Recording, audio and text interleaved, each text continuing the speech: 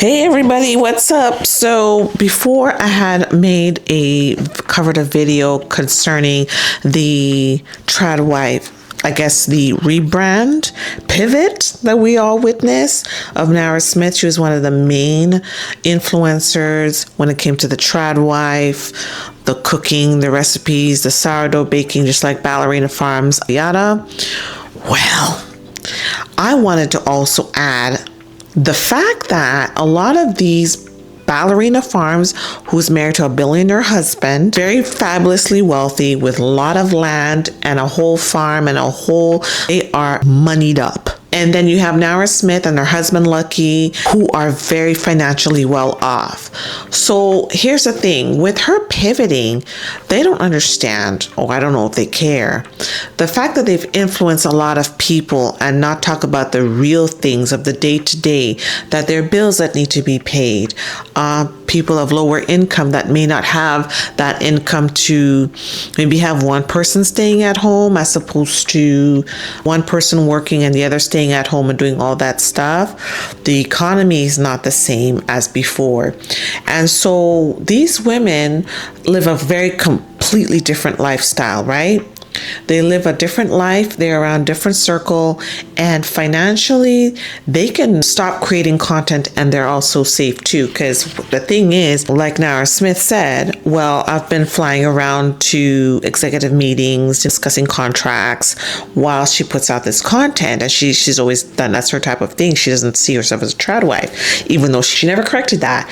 She kept that going, and now that it's not popular and now people are telling the truth that, hey, you financially have a way to push that, and you also financially have the ability to walk away, because isn't one of her kids sick and are dealing with a very serious illness that she's trying to rebrand into a different content and to look after her daughter who has been diagnosed with a very serious illness.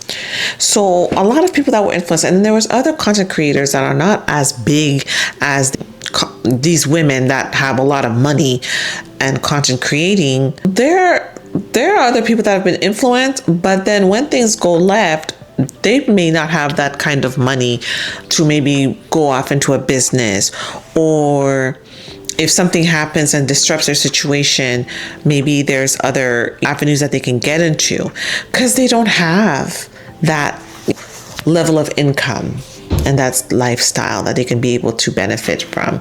And that even if that content, they built their audience on that content, right, of housewife and this and stuff.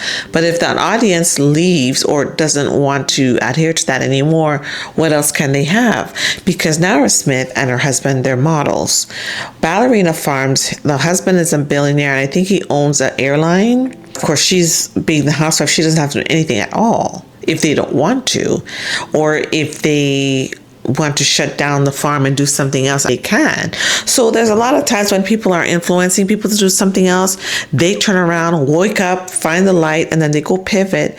And you, the poor boys, poor girls, you will try to adhere to that kind of thing. Maybe that's not popular content anymore. So, okay, so the views are down, and then now what? These women can easily pivot to something else that they want to do.